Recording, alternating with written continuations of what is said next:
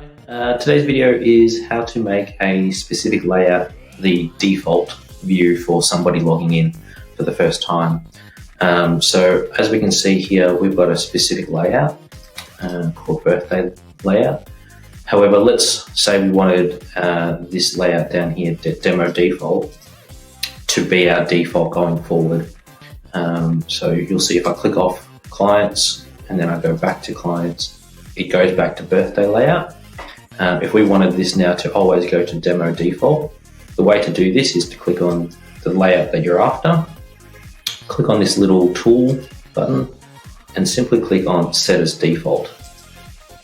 Okay, you'll now see that that's successfully done and you've got the default there. Now if I click off this and then go back, you'll now see that a layout is set as demo default. So you can be able to set this for all range of different layouts, but this is how you set the default. Thank you very much.